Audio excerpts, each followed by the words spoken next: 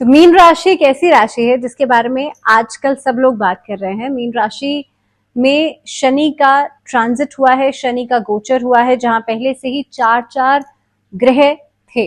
सूर्य, राहु, शुक्र और बुध पहले से ही मीन राशि में बैठे थे और यहाँ पर शनि के आ जाने से एक पंचग्रही योग बन गया है। इसके अलावा 30 सालों बाद शनि का मीन राशि में गोचर अपने आप में एक बहुत बड़ा इवेंट है। हम लगातार कई दिनों से इसके बारे में बात कर रहे हैं, आपने कई जगह इसके बारे में सुना होगा। बहरहाल शनि का ये गोचर हो चुका है 29 मार्च को। हम बात कर रहे हैं कि आने वाला 2.5 साल आपके लिए कैसा रहेगा। तो मीन राशि वाले लोगों के लिए 7.5 का दूसरा चरण शुरू हो चुका है। आप लोगों के लिए आने वाला 2.5 साल कैसा रहेगा, इसके बारे में हम बात करेंगे। नमस्कार, बहुत स्वागत है आप सभी का। मैं हूं आपके साथ भावना शर्मा। इस सीरीज का इस वीडियो के साथ ऑलमोस्ट एंड होगा, क्योंकि मीन राशि तक हम ऑलमोस्ट सारी राशियों के बारे में बात कर चुके हैं। This is the last video of this series. अब आप लोगों के लिए अगर देखा जाए तो देखिए, शनि आपके लिए जो गोचर करेंगे, आपके लग्न में गोचर करेंगे। 11th और 12th हाउस के लॉर्ड हैं शनि आपके लिए, और आपके लग्न में गोचर करेंगे। अब लग्न जो होता है वो सेंटर ऑफ द चार्ट होता है। यहीं से आपकी सारी चीजें देखी जाती हैं। आपका मस्तिष्क कैसे काम करता है, आप ओवरऑल कैसे हैं। लग्न से दृष्टि सप्तम पे भी पड़ती है। इसके साथ साथ अगर हम दृष्टि की बात करें तो 3rd हाउस, 7th हाउस और 10th हाउस, ये 3 हाउसेस हैं जहां पे दृष्टि पड़ेगी मीन राशि वाले लोगों के लिए शनि की। लेकिन सबसे पहले ये समझना जरूरी है कि आप लोगों के लिए ये गोचर कैसा रहेगा आपके लग्न में। अब देखिए, बृहस्पति की राशि है मीन राशि, और बृहस्पति की राशि में जब भी शनि आते हैं तो वो बहुत डिसिप्लिन रिजल्ट्स देते हैं। मतलब ऐसा कुछ खराबी बहुत ज्यादा नहीं करते हैं। अब यहाँ पे तो ऑलरेडी चतुर्ग्रही योग बना हुआ था। जैसे ही शनि यहाँ पे आए तो एक पंचग्रही योग का निर्माण यहाँ पे हो गया। अब सबसे पहली चीज, लग्न पे कैसे इम्पैक्ट करेगा, तो आपके काम में थोड़ी सी स्लो ग्रोथ दिखाई देगी। यानी कि ग्रोथ होगी, हर तरह से आप आगे बढ़ेंगे, लेकिन चीजें स्लो हो सकती हैं। एक और चीज, क्योंकि अभी देखिए अप्रैल से लेकर के लगभग मिड मई तक राहु भी यहीं पे बैठे हैं, मीन राशि में बैठे हैं। खर्चे जो आपके अभी तक चल रहे थे वो अभी भी कॉन्टिन्यूटी में रहेंगे, बल्कि अब परिस्थितियों में थोड़ी सी रुकावट आप देखेंगे, चैलेंजेस आप देखेंगे हर तरह से। सूर्य भी यहीं पर हैं। सत्ता का आपको सहयोग तो मिलेगा, या सत्ता की तरफ से, या अगर आप गवर्नमेंट किसी अथॉरिटी में हैं, अगर मैं कामकाज की बात करूं तो वहां से आपको एक प्लेटफॉर्म तो मिलेगा, लेकिन उस काम को करने में, एग्जीक्यूशन में प्रॉब्लम्स आएंगी। सो आई होप यू अंडरस्टैंडिंग कि मैं क्या कहने की कोशिश कर रही हूँ, कि आप जिस चीज की प्लानिंग करेंगे वो प्लानिंग होते होते जब आप एग्जीक्यूशन की बात करेंगे तो एग्जीक्यूशन में चैलेंजेस आ सकते हैं, आपके लिए परेशानियां आ सकती हैं।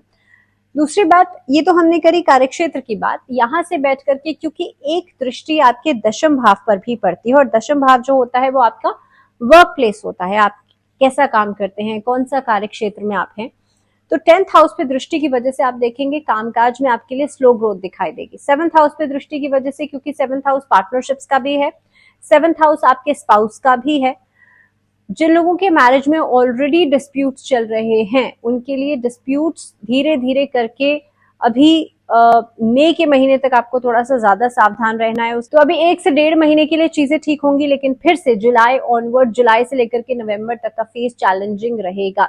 इस अवधि में कोई नई पार्टनरशिप्स करने से बचेगा। अगर मैं मैरिज के लिहाज से बात करूं तो आप लोगों के लिए डिस्प्यूट से बचने के लिए कम्युनिकेशन सही होना जरूरी है। आई वुड नॉट रिकमेंड कि आप कम्युनिकेशन कम कर दें, लेकिन हाँ, कम्युनिकेट सही तरीके से कीजिए। व्हेन यू नो कि प्रॉब्लम्स हैं तो वहां पर आपको अपनी बातों में सॉफ्टनेस लानी चाहिए, किसी हार्श वर्ड्स का इस्तेमाल नहीं करना चाहिए। तो कुछ ऐसी एहतियात है जो कि आपको जरूर बरतनी चाहिए।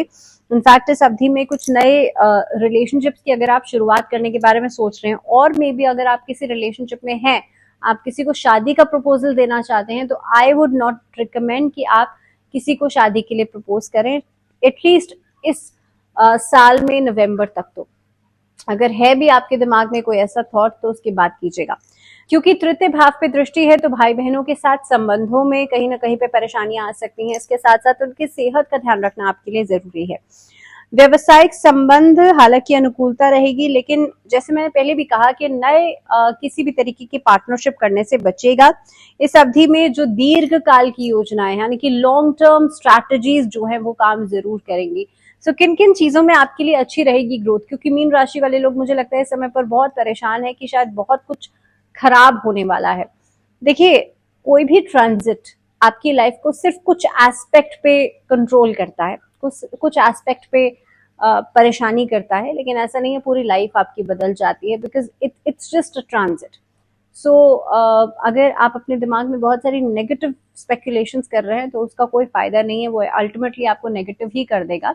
लेकिन कुछ चीजें ऐसी जरूर रहेंगी जो आपके लिए एक ऐसा प्लेटफॉर्म देंगी जो आपके लिए ग्रोथ का कारण बने। तो इम्पोर्टेंट बात यहाँ पे ये है कि शनि का लग्न में आना आपको एक लॉन्ग टर्म स्ट्रैटेजीज के लिए प्रोत्साहित करता है। जो भी आप काम करेंगे एक दूर की सोच रख के करिएगा। शॉर्ट टर्म गेन्स में आप इस अवधि में अगर इन्वेस्ट करते हैं या काम करते हैं वो आपके लिए प्रॉब्लमेटिक रहेगा। अब शनि क्योंकि देखिए हार्डवर्क के प्लैनेट भी हैं और यहाँ पर इस समय पर 5-5 ग्रह ऑलरेडी बैठे हुए हैं, तो एक्स्ट्रा खुद को बर्डनाइज करने से परेशानियां बढ़ेंगी, कम नहीं होंगी। दैट मीन्स कहने का मतलब ये है कि अगर आप ये सोचते हैं कि मैं ये भी कर लूं वो भी कर लूं, तो ऐसा करने से आप सिर्फ और सिर्फ खुद को बर्डनाइज करेंगे। आपकी ना तो काम कम होगा ना ही परेशानियां कम होंगी। तो मानसिक तनाव जब बन रहा है, मानसिक तनाव जब बढ़ रहा है, वो आपके लिए और कियोस को बढ़ा सकता है। जुलाई से लेकर के नवंबर तक का समय मानसिक तनाव का और शारीरिक समस्याओं का हो सकता है। मार्क माय वर्ड्स के हेल्थ इश्यूज यहाँ पर बढ़ सकते हैं। अगेन वही चीज के जब शारीरिक समस्याएं बढ़ेंगी तो स्टूडेंट्स के लिए खासतौर पे परेशानी का कारण जरूर बनेंगी, क्योंकि स्टूडेंट्स जो खासतौर पे बच्चे अपनी पढ़ाई के लिए कॉम्पिटिटिव एग्जाम्स के लिए तैयारी कर रहे हैं, उनके लिए लास्ट मोमेंट पे अगर हेल्थ खराब होती है तो वो एक बड़ी परेशानी है। तो इसीलिए मानसिक तनाव से आपको बचना है। इस अवधि में आप लोगों को बहुत ज्यादा बर्डन नहीं लेना है। इस अवधि में बहुत ज्यादा शॉर्ट टर्म गेन्स के बारे में नहीं सोचना है कि अभी ऐसा हो जाता है, 1-2 दिन के बारे में कोशिश कीजिएगा। थोड़ा सा एम अपना दूर का सेट करें और उसके ऊपर आप कंसिस्टेंट मेहनत कीजिएगा, क्योंकि कंसिस्टेंसी इस अवधि में बहुत इंपॉर्टेंट रहेगी। वैवाहिक जीवन में तो तनाव रहेगा ही रहेगा, क्योंकि शनि की दृष्टि है। और अभी at this point of time अगर देखा जाए तो देखिए यहाँ पर शनि, बुध, शुक्र, सूर्य और राहु 5-5 ग्रहों की दृष्टि है। सो ये एक तरीके का ऐसा फेज रहेगा कि कभी अप कभी डाउन, कभी अच्छा रहेगा कभी बिल्कुल खराब हो जाएगा, कभी सिचुएशन बिल्कुल वर्स्ट हो जाएगी। तो ये एक उथल पुथल जो है आपको आपके वैवाहिक जीवन में भी तनाव के रूप में दिखाई देगी। जो व्यवसायिक संबंध है वहां भी दिखाई देगी। अलग अलग तरह के इश्यूज जो है वो बार बार उठ सकते हैं।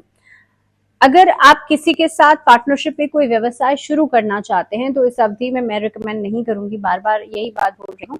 और अगर शेयर मार्केट्स की बात की जाए तो शेयर मार्केट्स में भी पूरे साल भर में ही, क्योंकि जुलाई से नवंबर तक तो शनि वक्री ही रहेंगे, आपके लग्न में है, तो मुझे लगता है कि पूरे साल भर मीन राशि वाले लोगों के लिए बहुत ज्यादा प्रॉफिटेबल आउटकम्स नहीं आने वाले हैं। हाँ, अगर आपको आप बहुत आपको नॉलेज है इस चीज की, आपको एक्सपीरियंस है इस चीज का, तो हो सकता है बहुत बॉर्डर लाइन पे आपको प्रॉफिट जरूर आ जाएगा। लेकिन ऐसा कुछ कि आपने जो सोचा नहीं था, अनएक्सपेक्टेड गेन्स वाली कोई चीज नहीं होने वाली है।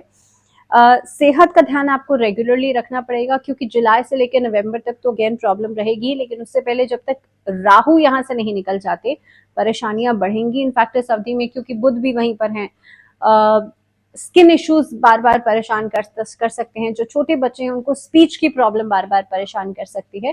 तो ये कुछ चीजें हैं जिनका आपको ज्यादा ध्यान रखने की जरूरत है।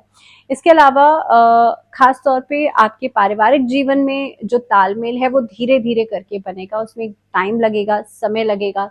लेकिन इनिशियल फेज में अगर कोई ऐसा मेजर कोई इशू है तो उसको सेटल डाउन होने में इनिशियली आपको मेहनत ज्यादा करनी पड़ेगी। कोर्ट कचहरी के मामले अचानक से आपके ऊपर आ सकते हैं, अचानक से कोई डिस्प्यूट ऐसा हो सकता है जिसमें कि आपकी जो स्टेटमेंट्स होंगी वो बहुत इंपॉर्टेंट रहेंगी, क्योंकि बुध, अगेन मैं बार बार कह रही हूँ, बुध जो है वो स्पीच के कारक हैं। बुध लग्न में बैठे हैं, शुक्र लग्न में बैठे हैं, बुधादित्य योग भी बनाते हैं, शुक्रादित्य योग भी बनाते हैं, सूर्य और शनि की युति है। तो कई सारे कॉन्फ्लिक्ट्स ऐसे हैं जो आपकी लाइफ में हो सकते हैं।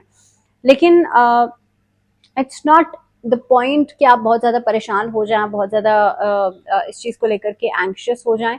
आपके लिए जरूरी यह है कि आप बहुत शांति से, आप बहुत स्मूथली इस चीज को हैंडल करें। क्या रेमेडी की जा सकती है? दुर्गा कवच या दुर्गा चालीसा का पाठ आप लोग इस सप्ताह में नियमित रूप से कर सकते हैं।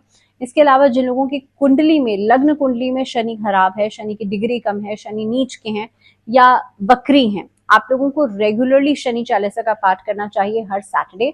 ये आपके लिए बहुत अच्छा है। तो this was all about Pisceans, मीन राशि वाले लोगों के लिए फिलहाल इतना ही। मुझे दीजिए इजाजत। आप लोग जुड़े रहिए चैनल के साथ, और फिलहाल के लिए नमस्कार।